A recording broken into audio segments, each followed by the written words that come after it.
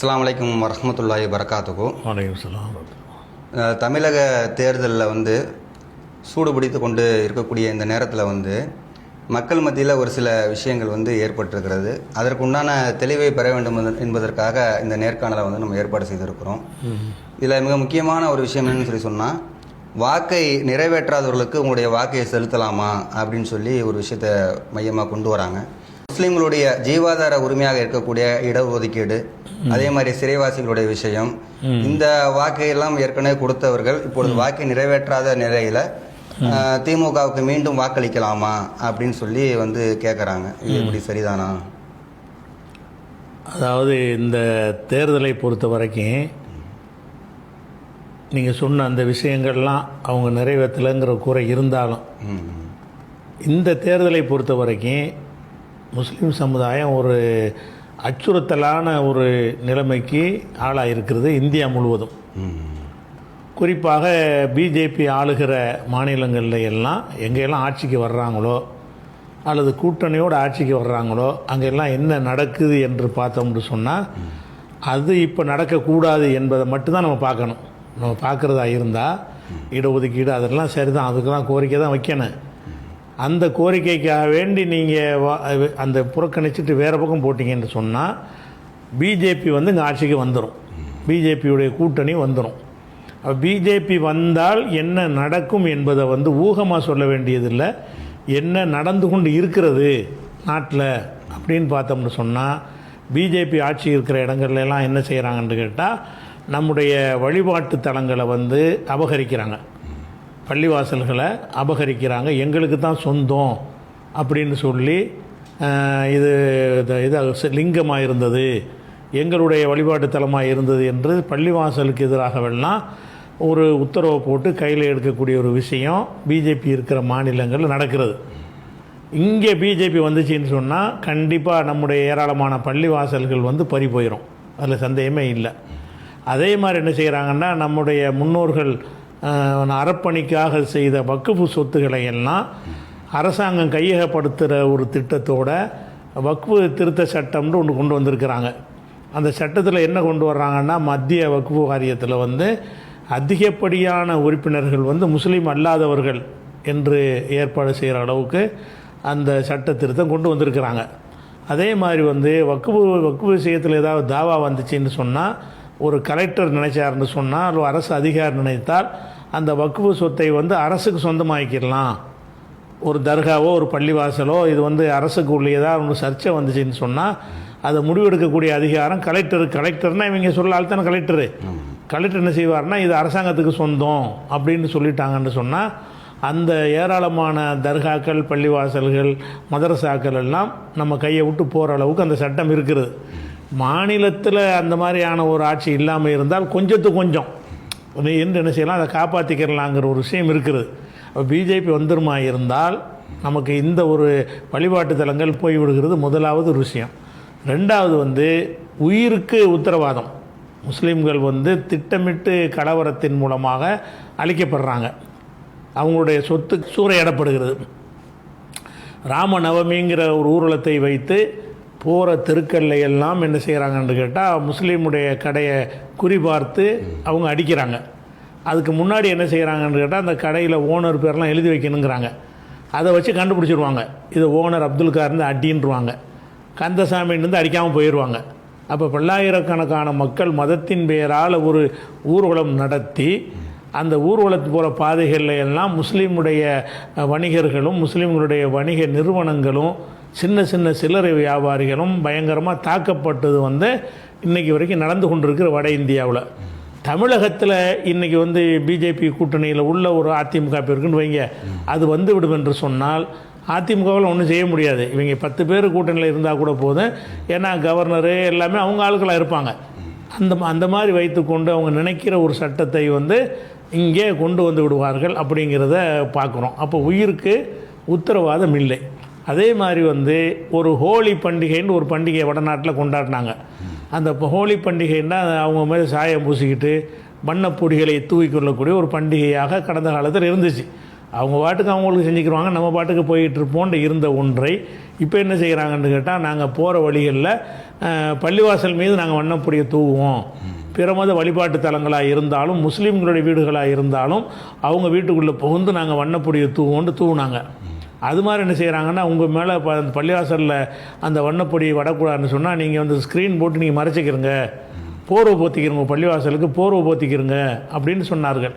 போர்வை போத்திக்கிறது பள்ளிவாசலுக்கு போத்திக்கிட்டால் கூட போகிற வார வழியில் இருக்கிற முஸ்லீம் ஆண்கள் பெண்கள் மீதெல்லாம் வண்ணப்பொடியை தூவி அவங்கள வந்து ஒரு இன்சல்ட் பண்ணக்கூடிய ஒரு காட்சியெல்லாம் பார்க்குறோம். அதே மாதிரி வந்து முஸ்லீம்ங்கிற ஒரு அடையாளத்தோட ஒரு பஸ்ஸுலையோ ட்ரெயின்லையோ ஒரு பிரயாணம் பண்ணும்போது அவன் தனியாக மாட்டிக்கிட்டான்னு சொன்னால் அவனை வந்து அடிக்கக்கூடிய காட்சி, ஜெய் ஸ்ரீராம்னு சொல்ல வைக்கிற காட்சி, இதுகள்லாம் நடக்கக்கூடிய ஒரு காட்சியை பார்க்குறோம். அவங்களுடைய உணவுகள் வீடுகளில் திரண்டு போய் நீ மாட்டுக்கறி வச்சிருக்கிற என்று சொல்லி அவனை மாட்டுக்கறி வச்சுருந்தாலும் தப்பு இல்லை தான், இருந்தாலும் அதை பொய்யாக சொல்லி மாட்டுக்கறி வச்சுருக்கான்னு சொல்லி கொன்று குவிக்கிற விஷயங்கள் ஒன்று அல்ல ரெண்டு அல்ல, அடிக்கடி இந்த சம்பவங்கள் நடந்து கொண்டிருக்கிறது. அந்த மாதிரி ஒன்று இங்கே வந்துடுமா இல்லை, இதைத்தான் நம்ம பார்க்கணும். இடஒதுக்கீடு தந்தானா தரல அதெல்லாம் ரெண்டாவது விஷயம், அதெல்லாம் தேவை தான். ஆனால் அதுக்கு இவன் வேணாண்டு யாரை தேர்ந்தெடுக்க போகிறீங்க?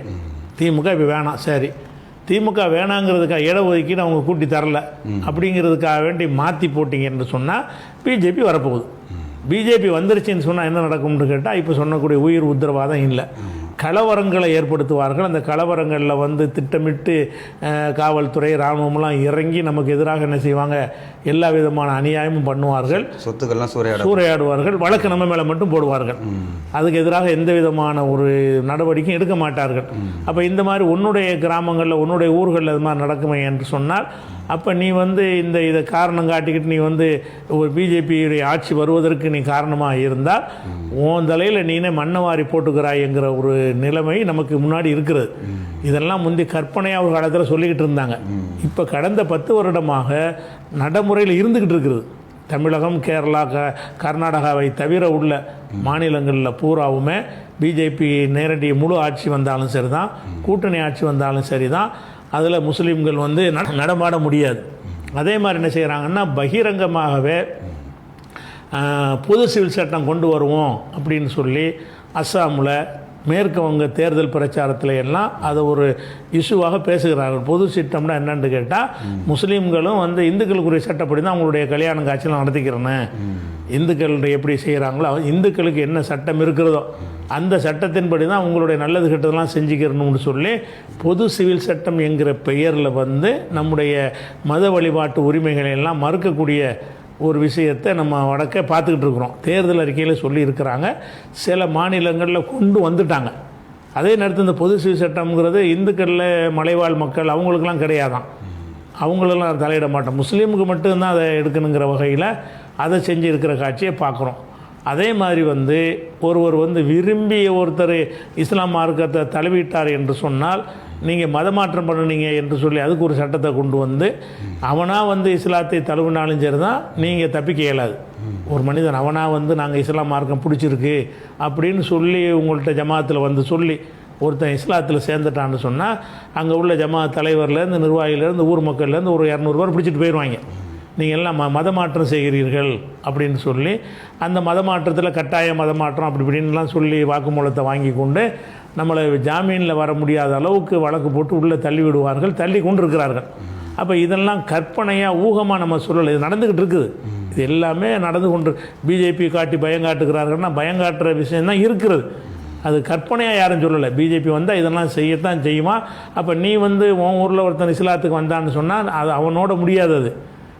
ஊரில் உள்ள முக்கிய மாமா மச்சான்லேருந்து நிர்வாகியிலேருந்து எல்லாரும் உள்ளே போக வேண்டிய ஒரு நிலைமை வரும்.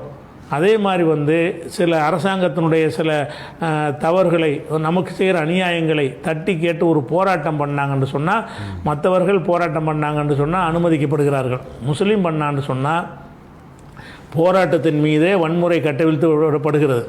அதுக்கப்புறம் போராட்டத்தில் கலந்து கொண்டவனை எல்லாம் வந்து என்ன செய்கிறாங்கன்னு கேட்டால் அந்த ஒரு பர்மனெண்ட் இங்க் வச்சு அவன் மேலே அடிப்பாங்க, ஒரு மிஷின் வச்சு.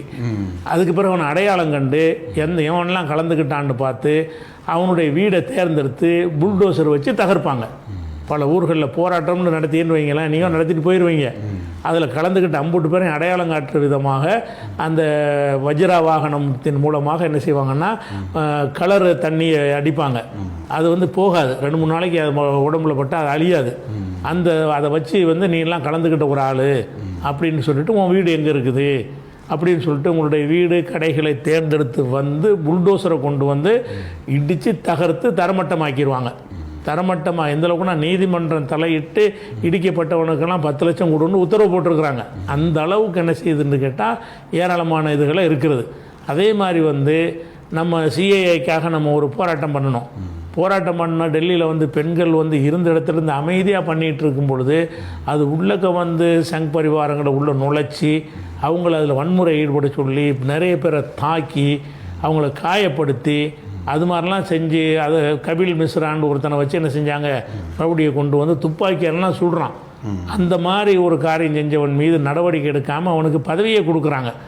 அதே நேரத்தில் வந்து இந்த போராட்டத்தில் ஈடுபட்டவங்கெல்லாம் என்ன செய்கிறாங்கன்னா இந்த கலவரத்தை ஏற்படுத்தி களைய செய்து விட்டு முன்னிலை இருந்தவங்கெல்லாம் கைது பண்ணாங்க. நீண்ட பல காலங்கள் அதுக்காக உள்ளே இருந்தாங்க. போராட்டத்தை வந்து வன்முறையின் மூலமாக கலைச்சி விட்டாங்கல்ல, அது மாதிரி நீ ஒரு நோக்கத்துக்காக போராட்டம் பண்ணுவேன். தமிழ்நாட்டிலையும் பண்ணணும். பிஜேபி ஆட்சி இல்லாதனால நம்ம பண்ணிட்டோம். தமிழ்நாட்டிலையும் நம்ம பண்ணத்தான் செஞ்சோம். பிஜேபி ஆட்சி இல்லாதனால நீங்கள் பண்ணினீங்க, கத்துனீங்க, போனீங்க, அது ஒரு சின்ன கேஸு போட்டாங்க, அப்புறம் வந்து வாபஸ் வாங்கிட்டாங்க. அது போயிடுச்சு. அது பிஜேபி ஆட்சி உள்ள இடமாக இருந்தால் என்ன நடந்திருக்கும்னு கேட்டால் உங்களை எல்லாம் அந்த இடத்துல வந்து ரவுடிகள் அனுப்பி விடுவாங்க, காவிகள் அனுப்புவாங்க. தைரியமாக வந்து உங்கள்கிட்ட கலவரம் பண்ணுவான். கலவரம் பண்ணும்போது நீங்கள் கலவரம் பண்ணி பொது சொத்தை சேதமாக்குனீங்கன்னு ஒரு செக்ஷனை போட்டு உள்ளே தள்ளிடுவான். பல மாதங்கள் உள்ளே இருக்க வேண்டிய ஒரு நிலைமையெல்லாம் வரக்கூடிய காட்சியை பார்க்குறோம். அதே மாதிரி வந்து நம்முடைய எங்கே பார்த்தாலும் இந்த வழிபாட்டு தலங்கள்னு ரோட்டில் கோயிலாக கட்டி வச்சுருக்கிறாங்க. அதை வந்து நம்ம முஸ்லீம்கள் யாரும் அது கண்டுக்கிறது கிடையாது. பொது இடத்துல கட்டக்கூடாது தான். ஆனால் அவங்க என்ன செய்கிறாங்கன்னு கேட்டால் நமக்கு சொந்தமான ஒரு வீட்டில் ஒரு மொட்டை மாடியில் ஒரு உள்ளரங்கத்தில் ஒரு 10 பேர் தொழுதாங்கன்னு சொன்னால் அது கேஸ் போடுறான். அது கேஸ் போட்டு கைது பண்ணி ஜாமீனில் வர முடியாத உள்ளே தள்ளிடுறான். அவங்களுக்கு சொந்தமான ஒரு இடம், ஒரு வெள்ளிக்கிழமை எல்லாருமே கூடி தொழுவோமே அப்படின்னு சொல்லி அது மக்களுக்கு நோட்டீஸ் அடிக்காமல் விளம்பரம் பண்ணாமல் அவங்களா கூடி ஒரு தொழுகை நடத்தினதுக்காக வேண்டி அது நீதிமன்றத்திற்கு கொண்டு போனால் நீதிமன்றத்தில் உள்ளவர்களும் காவியாக இருக்கிறார்கள், அதிகமானவர்கள். அவங்க என்ன செய்கிறாங்கன்னா இது ரிமாண்டில் வைக்கிற குற்றம் ஒரு அளவுக்கு வைக்கக்கூடிய நிலைமையை பார்க்குறோம். இந்த வழக்கில் நீதிமன்றம் கரெக்டாக நடந்துச்சு. எப்படி இதுக்கு என்ன கைது பண்ணுவேன், அவன் இடத்துல இந்துக்கள் வந்து கண்ட இடத்துல கோயில் வைக்கிறீங்களா, அதுக்கு என்ன செய்கிறீங்க, நீங்கள் துர்கா பூஜைன்னு வீட்டில் வைக்கிறீங்களா, கொழுலாம் வைக்கிறீங்களா அப்படின்லாம் சில நீதிபதிகள் கேட்கக்கூடிய இருந்ததுனால அந்த சகோதரர்கள் தப்பிச்சுக்கிட்டாங்க. அது வழக்கு போட்டது தான், இருந்தாலும் ஜாமீனில் அவர்கள் வந்தார்கள். ஆனால் அது பிஜேபியுடைய ஆட்சி இருந்து இந்த மாதிரி சாமிநாத மாதிரியான நீதிபதிகள் இருந்தாங்கன்னு வைங்க, உள்ள கொண்டை போடுன்னா உள்ள கொண்டை போட்டது அவ்வளவுதான். இந்த பிரியாணி சாப்பிட்டது கூட 2 பேரை வந்து அந்த இளைஞர்களை ஒரு படகுல போய் என்ன செஞ்சுருக்கிறாங்க, கங்கை நதியில் ஒரு சுற்றுலா மாதிரி போய் அதில் போய் பிரியாணி பெருனா அன்னைக்கு பிரியாணி தின்றுருக்காங்க. அது பிரியாணி பெருனா அன்னைக்கு அதை தான் சாப்பிடுவாங்க. ரோட்டில் திங்கிறதுக்கு பதிலாக படகுல வாகனத்தில் போய் செய்கிறாங்கன்னா ஒரு ஜாலியாக போகிறாங்க. அது வந்து கங்கையை வந்து அசுத்தப்படுத்தி விட்டார்கள்னு சொல்லி அதுக்கு ஒரு செக்ஷனை போட்டு அதுக்கு உள்ள தள்ளி அதுக்கு வந்து அந்த கேஸில் வந்து ஜாமீன் கொடுக்க நீதிமன்றம் மறுக்குது. அவன் என்ன குற்றம் செஞ்சான்னா அவங்க காசை கொடுத்து வாங்கின பிரியாணி அவன் எடுத்த படகுல உட்காந்து சாப்பிட்டான், அவ்வளவுதான். அதுக்காக வேண்டி என்ன செய்கிறாங்கன்னு கேட்டால் உணவு சாப்பிடுவது கூட உரிமை இல்லை அப்படிங்கிற ஒரு அளவில் இருக்கிறத பார்க்குறோம். அதே மாதிரி முக்கியமாக சொல்ல போகிறதா இருந்தால் அந்த திருப்பரங்குன்றத்தை நம்ம இதுக்கு ஒரு உதாரணம் எடுத்துக்கலாம். திருப்பரங்குன்றத்தில் ஒரு தர்கா இருக்கிறது, சிக்கந்தர் தர்கான்னு அதுக்கு பேர். அந்த தர்கா வந்து நீண்ட காலமாக இருந்து கொண்டிருக்கிறது. அந்த தர்காவில் வந்து அந்த காலத்தில் வந்து என்ன செய்வாங்கன்னா இந்த சர்வே கல் இருக்குல்ல, அது என்ன செய்வாங்கன்னு கேட்டால் மலை உச்சியில் இருக்கிறதுக்கு மட்டும் சர்வே கல் வந்து தூண் மாதிரி வச்சுருப்பாங்க. தரையில் இருக்கிறதுக்கு சர்வே கல் வந்து ஒரு 3 அடிக்கு வச்சுருப்பாங்க, சின்னதாக வச்சுருப்பாங்க. மலையில் இருக்கக்கூடிய இடங்கள் வந்து இது உங்களுக்கு சொந்தம், தூரத்துலேருந்து பார்த்தா தெரியணும்ல, அது மறைஞ்சிடும் இல்லையா. அதுக்காக என்ன செய்வாங்கன்னா மலையில் வந்து இந்த இடத்துலேருந்து இந்த இடம் வரைக்கும் இவங்களுக்கு உரியதுன்னு அந்த சர்வே அளந்து என்ன செய்வாங்கன்னா அந்த காலத்தில் தூண் மாதிரி வச்சுருப்பாங்க. இது மாதிரி பல மலைகள் அந்த மாதிரி தூண்கள் இன்றைக்கி வரைக்கும் இருக்கிறது. அந்த மாதிரி ஒரு தூண் தர்காவுக்கு தான் இது சொந்தம்னு காட்டக்கூடிய சர்வேயுடைய தூண் இருக்கிறது. அந்த தூணில் தான் நாங்கள் வந்து தீபம் ஏற்றுவோம். அது வந்து எங்கள் முருகனுக்கு தீபம் ஏற்றக்கூடிய ஒரு இடம் அது அப்படின்னு சொல்லி அதுக்கு வந்து நீதிமன்றத்தை அணுகிறாங்க. நீதிபதியே அவருடைய தூண்டுதலாம் அந்த வழக்கே போடப்படுது. அவரே வந்து இதெல்லாம் பார்வையிட வர்றாரு நீதிபதியை, எல்லாத்தையும் பார்த்துட்டு போய் இந்த இடத்துலாம் தோண்டணும் என்று சொல்லி வழக்கு போட வைத்து, அந்த வழக்கின் அடிப்படையில் வந்து முஸ்லீமுக்கு சொந்தமான ஒரு இடத்துக்குள்ளே வந்து தீபம் ஏற்றுறதுன்னு வந்துட்டு என்னவாயிரும்னா அது பாபர் மசூதி மாதிரி தான். கடைசியில் அது அவங்க தீபம் ஏற்றுறதுனால அவங்களுக்கு தான் அது சொந்தம் அப்படிங்கிறதாக்குறதுக்காக வேண்டி ஒரு காரியத்துங்க ஆரம்பித்தாங்களே. இப்படி ஆரம்பிக்கும் போது நீதிபதியே உத்தரவு போட்டு இருந்தும் கூட அது ஏன் அது காப்பாற்றப்பட்டுச்சுன்னா பிஜேபி இல்லாதனால தான். இங்கே ஆட்சியே பிஜேபி ஆட்சியாக இருந்துச்சு என்று சொன்னால் என்ன நடந்திருக்கு யோசிச்சு பாருங்கள். அந்த சம்பவம் நடக்கும் பொழுது பிஜேபியுடைய கூட்டணி ஆட்சி தமிழகத்தில் இருக்குதுன்னு சொன்னால் நீதிபதி உத்தரவு போட்டார்னு சொல்லி என்ன செய்வாங்கன்னா போய் தர்காவில் போய் தீபம் ஏற்ற சொல்லுவாங்க. தீபம் ஏற்றின பிறகு இன்னொரு மனு போடுவான், ரெண்டாவது மனு போடுவான். நாங்கள் தீபம் ஏற்றிய காரணத்தினால் அந்த இடம் எங்களுக்கு தான் சொந்தம், எங்கள் இடத்த ஆக்கிரமித்து தான் அவர்கள் தர்கா கட்டினார்கள் அப்படின்னு சொல்லி இன்னொரு மனுவை போடுவான். அப்படி தான் பாபர் மசூதி போட்டான். இதே மாதிரி தான் போட்டான். அப்போ அந்த பாபர் மசூதி செஞ்ச அதே வேலை இங்கே செய்யும் பொழுது எதனால் அது வந்து அவனால் செய்ய முடியாமல் போச்சுன்னு சொன்னால் நீதிபதிகள் சொல்லியும் கூட 144 போட்டு தடுத்தாங்க. ஏன்னா பிஜேபி இல்லாத ஒரு அரசாங்கம், பிஜேபிக்கு எதிரான ஒரு அரசாங்கம், சொல்ல போனால் பிஜேபி இல்லாத அரசாங்கம் மட்டும் இல்லாமல் பிஜேபிக்கு எதிரான ஒரு அரசாங்கம் இருந்த காரணத்தினால மட்டும்தான் அந்த திருப்பரங்குன்றது வந்து சோதனை தான். அதில் ஜெயிச்சிருச்சான் என்று சொன்னால் அதே மாதிரி கீழக்கரைன்னு ஒரு லிஸ்ட்டு வச்சுருக்குறாங்க. பெரிய பெரிய பள்ளிவாசல்கள்லாம் லிஸ்ட்டு இதெல்லாம் வந்து கோயிலாக இருந்ததுன்னு ஒரு பெரிய பட்டியலை வச்சுருக்குறாங்க. ஒவ்வொன்றாக எடுப்பார்கள். ஒவ்வொன்றுக்கும் இதே மாதிரியான சாமிநாதன்கள் இருப்பார்கள். ஒவ்வொன்றுக்கும் தீர்ப்பளிப்பார்கள். அரசாங்கம் வந்து அவங்க அரசாங்கமாக இருக்குமே, ஆனால் அவங்க சாமியை வச்சுட்டாங்க, வழிபாட்டுக்கு திறந்து விடுங்கன்னு தீர்ப்பளித்தாங்க. எங்கே அயோத்தியில் அதே வேலையை இங்கே செய்வாங்க. அப்போ நம்ம என்ன பார்க்கணும்னு கேட்டால், இப்போ வரக்கூடிய ஒரு தேர்தல் வந்து ஒரு சாதாரணமாக இடஒதுக்கீடு தரல, அந்த கோரிக்கை வைக்கலைங்கிற ஒரு விஷயத்தை பேசுகிற தேர்தல் இல்லை. அதை வச்சு அதை இஷ்யூ ஆக்கி நீங்கள் குறை இருக்குது திமுக மேலே, நமக்கு குறை இல்லாமலாம் இல்லை. எந்த ஒரு ஆட்சியாக இருந்தாலும் நம்ம முழுசாக திருப்தி படுற அளவுக்குலாம் நமக்கு ஒன்றும் செய்ய மாட்டாங்க. இப்போ பார்க்க வேண்டிய என்னன்னு கேட்டால், நம்மளை வந்து வாழ விட மாட்டான். உங்கள் வாழவே விட மாட்டான். மத வழிபாடு பள்ளி வாசலை காப்பாற்ற முடியாது, உயிரை காப்பாற்ற முடியாது, சொத்துக்களை காப்பாற்ற முடியாது, பேச்சுரிமையை காப்பாற்ற முடியாது, உங்களுடைய மத அடையாளங்களை நீங்கள் காப்பாற்றி கொள்ள முடியாது.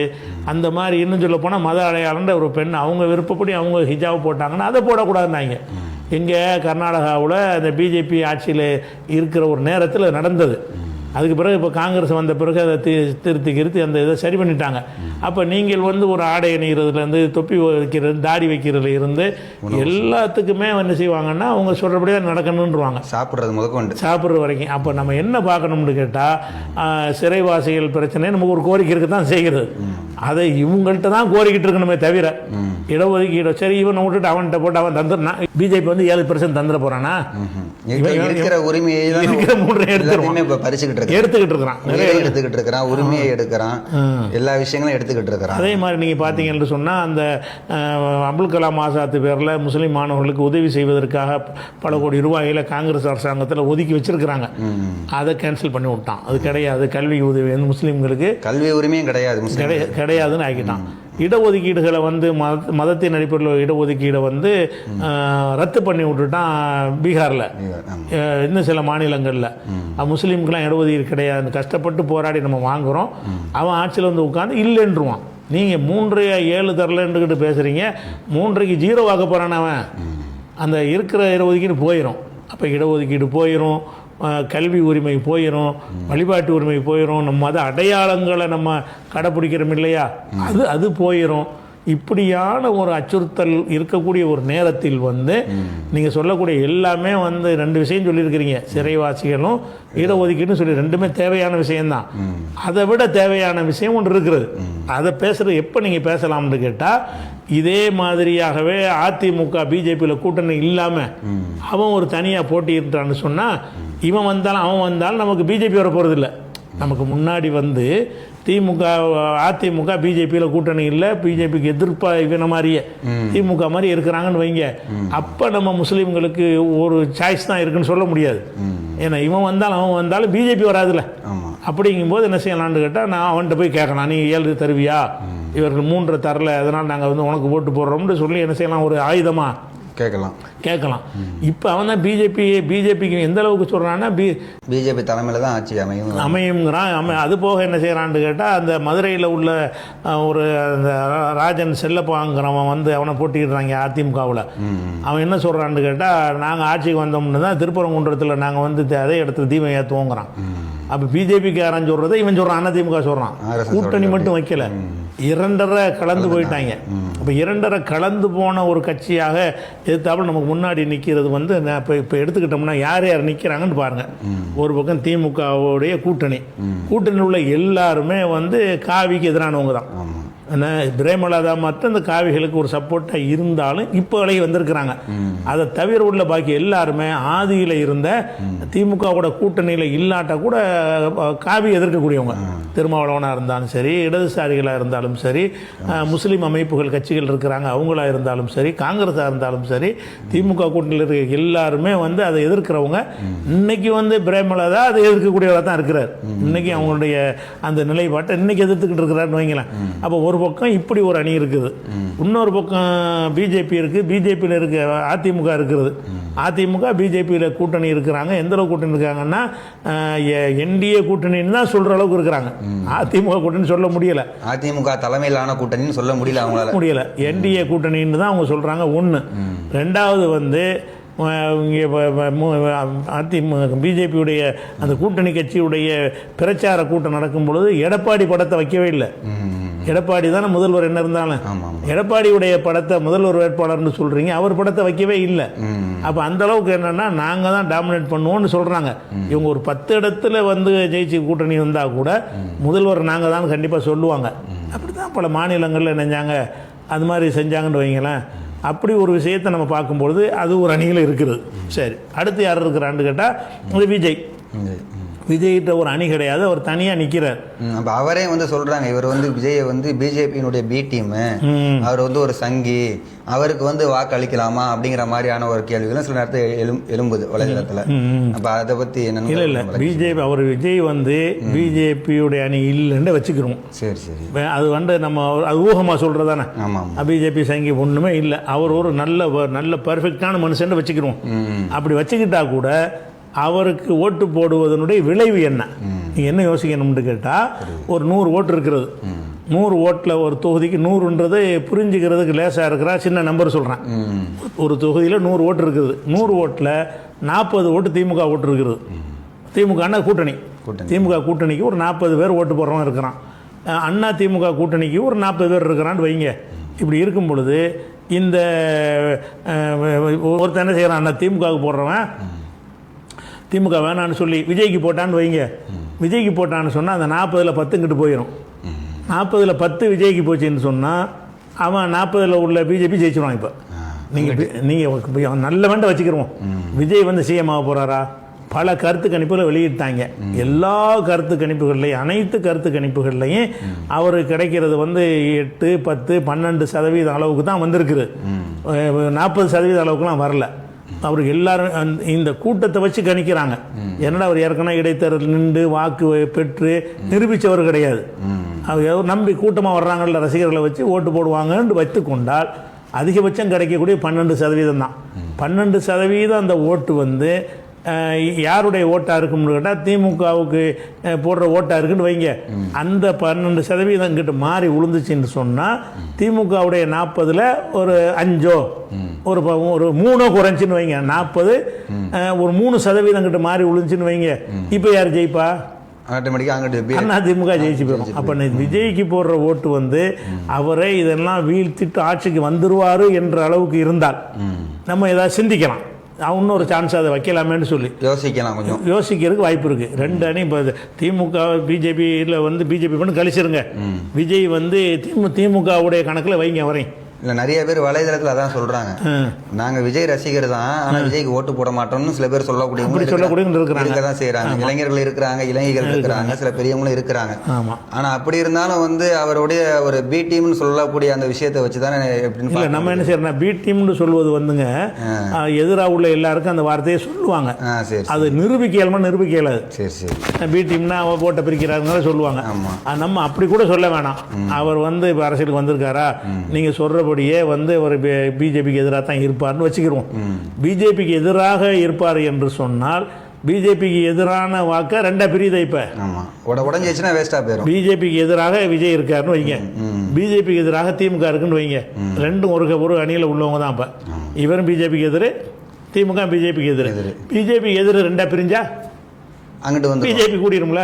நம்ம எப்படி யோசிக்கணும்னு கேட்டால், இவர்களுக்கு போடுற ஓட்டு வந்து இவரை ஜெயிச்சு இவர் ஒரு 200 இடத்துல 150 இடத்துல வந்துடுவார்னு சொன்னால் நம்ம என்ன செய்யலான்னு கேட்டால், நம்பி கூட பிஜேபிக்கு வரமாட்டார்னு கூட நினைக்கலாம், வணங்குதா. ஆனால் அப்படி நினைக்கிறதுக்கு முடியாதுன்னா என்னென்னு கேட்டால், அந்தளவுக்கு வலிமையாக இல்லை.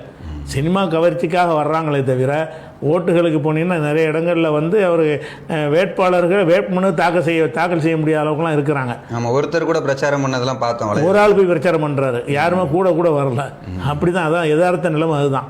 அப்போ அது அவருடைய பொம்மையை வச்சுட்டு பிரச்சாரத்துக்கு கூட அவர் கூட போன மாதிரி பொம்மையை வச்சுட்டு பண்ணுறாங்க. அப்படி பண்ணும்போது என்னன்னு கேட்டால், அவருக்கு சில ஓட்டுகள் விழும், மறுக்கலை. அந்த ஓட்டு வந்து அவரை ஜெயிக்க வைக்கிறதுக்கு உதவுமா, பிஜேபியான எதிர் ஓட்டை பிரிக்கிறதுக்கு உதவுமா? நிலைமைக்கு பிரிக்க உதவுனீங்கன்னா நீங்கள் பிஜேபிக்கு நேரடியாக போடுறது அது ஒன்று தானே.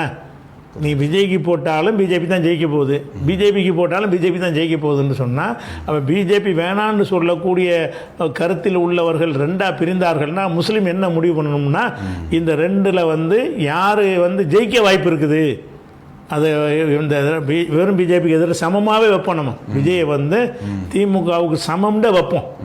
சமம்னு வச்சுக்கிட்டா கூட இதில் இந்த கொள்கையில் எண்ணிக்கையில் எதிர்க்கிற கொள்கையில் சமம்னு வைத்து கொண்டால் கூட இவருக்கு உள்ள ஸ்ட்ரென்த் என்ன, அவங்களோட ஸ்ட்ரென்த் என்ன, இவர் தனி ஆள். அவங்களுக்கு வந்து தலித் ஓட்டு இருக்கிறது, முஸ்லீம் இயக்கங்களுடைய ஓட்டு இருக்கிறது, கம்யூனிஸ்டுடைய ஓட்டு இருக்கிறது, காங்கிரஸ் ஓட்டு இருக்கிறது, திமுகவுடைய பரம்பரை ஓட்டு இருக்கு. அது ஒரு பெரிய ஒரு அணி, வலுவான பிரம்மாண்டமான ஒரு கூட்டணி.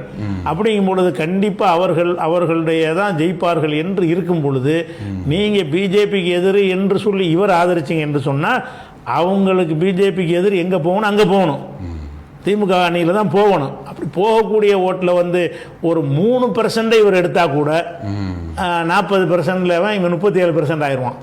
பிஜேபி கூட்டணி 40 அப்படி நிற்பான், இவன் வந்து 37 ஆயிடுவான். அந்த 3 மாறிடுச்சுன்னா அப்போ என்ன ஆகுன்றா, அந்த 3% நிறைய துறைகள் அப்படி இழந்துருவாங்க. 3% போச்சுன்னு சொன்னால் ஏராளமான 200 தொகுதியில் அது பாதிப்பு ஏற்படுத்தும்.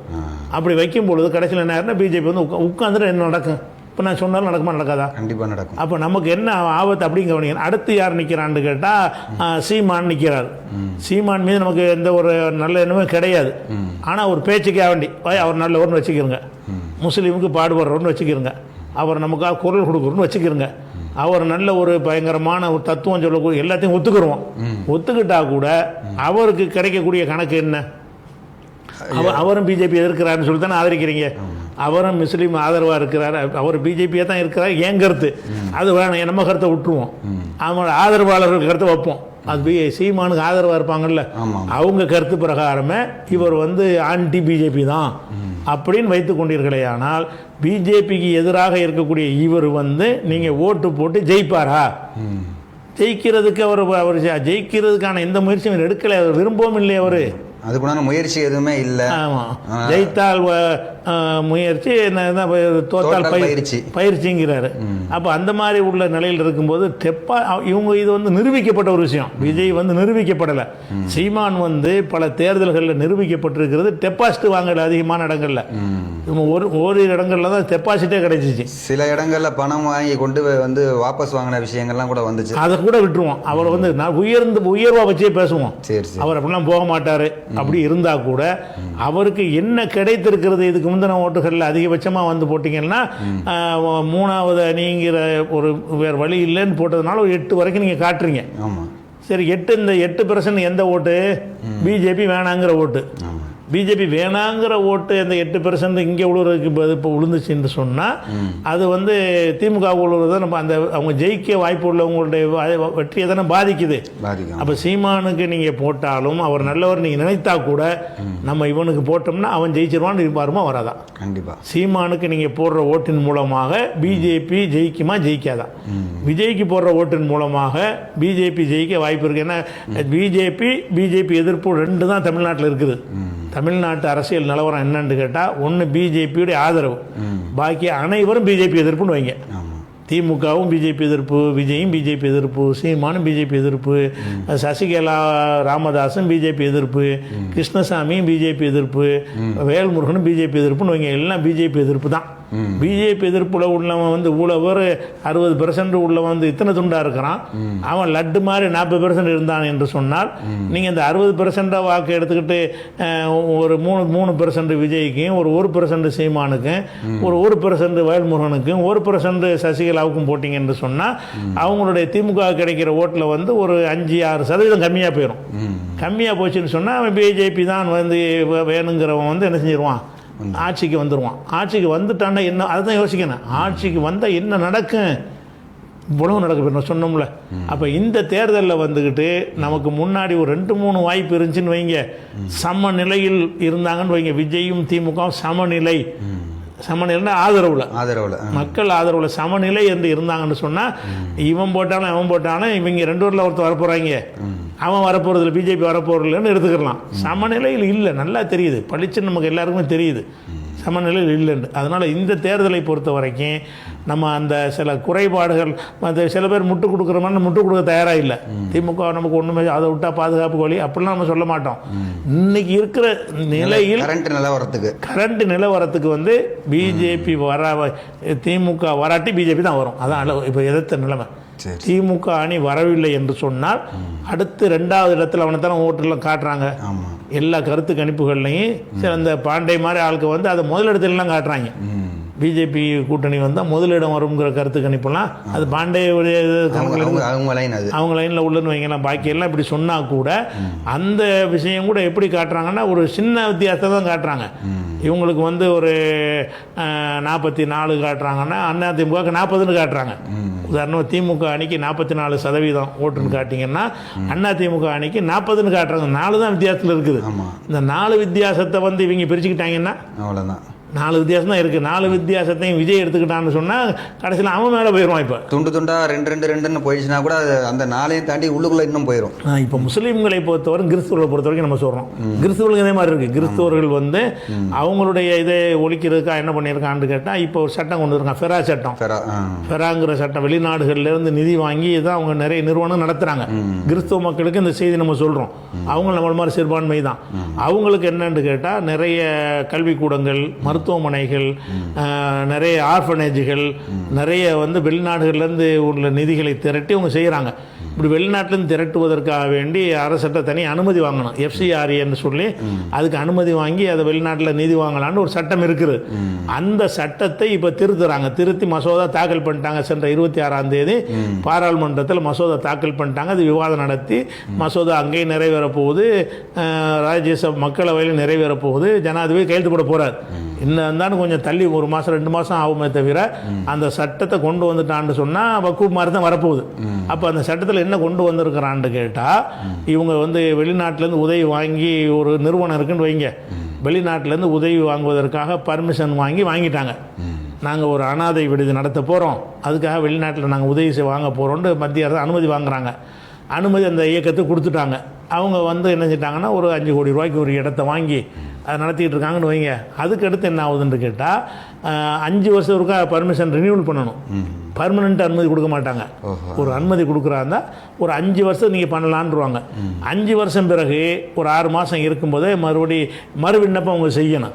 மறு விண்ணப்பம் செய்யும் பொழுது அதை மறு விண்ணப்பம் பண்ணும்போது அனுமதி கொடுத்துட்டான்னு வைங்க, அது பிரச்சனை இல்லை. உங்களுக்கு அனுமதி இல்லை அப்படின்னு சொல்லிட்டான் என்று சொன்னால், கடந்த காலத்தில் நீங்கள் வசூல் பண்ணதை அரசாங்கம் எடுத்துக்கிறோமா?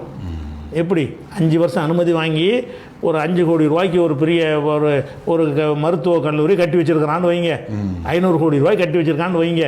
இவன் 5 வருஷத்துக்கு பிறகு எங்களுக்கு மறுபடியும் அனுமதி தாங்கன்னு கேட்கும் பொழுது, மறுபடியும் உங்களுக்கு அனுமதி இல்லை என்று சொல்லிவிட்டால் அந்த சொத்து ஏற்கனவே உள்ள சொத்து வந்து கலெக்டரோட கண்ட்ரோலில் போயிடும். கலெக்டர் நினைத்தாரையானால் அதை ஏலம் விடலாமா, ஏலம் விட்டு அரசில் சேர்த்துக்கலாம். அல்லது அரசுக்கு தேவையான ஒரு கலெக்டர் ஆஃபீஸு அப்படி இப்படின்றது வந்து எடுத்துக்கிடலாம். அரசாங்கத்துக்கு தேவையானதுக்கு அபகரிச்சுக்கிடலாம். அப்போ கிறிஸ்தவர்களுடைய பள்ளிக்கூடங்கள் மருத்துவமனைகள்லாம் அபகரித்துக்கிடலாம்னு ஒரு ஆபத்தான ஒரு சட்டத்தை கொண்டு வர்றான. இதைத்தான் கிறிஸ்தவர்கள் யோசிக்கணும். விஜய் நம்ம கிறிஸ்தவர்னு அப்படி நீங்கள் பார்க்கக்கூடாது. சீமானும் பூர்வீகத்தில் கிறிஸ்தவர் தானே.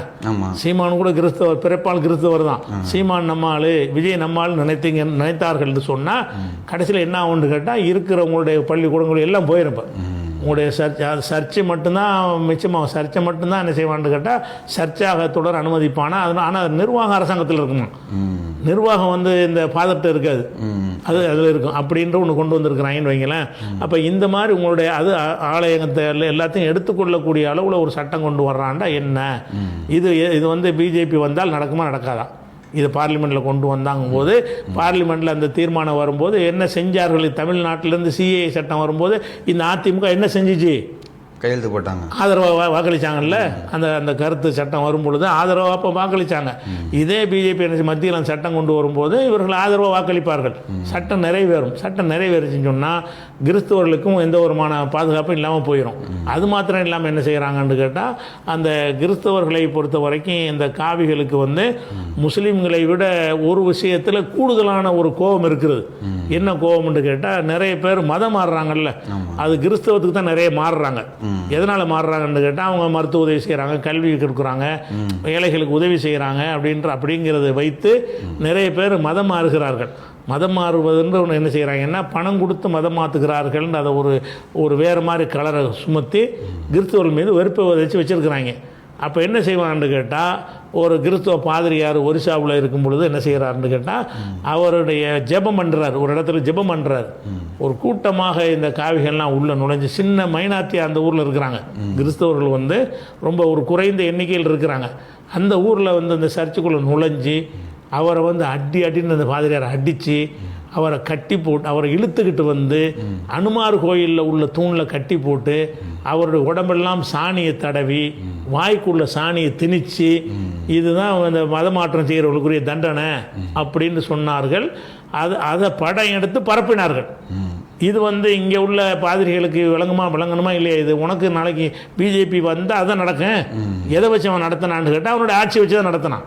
எதை வச்சு இந்த காரியத்தை அவனுக்கு செய்ய முடியுதுன்னு கேட்டால் பிஜேபியுடைய ஆட்சி அங்கே இருக்குது.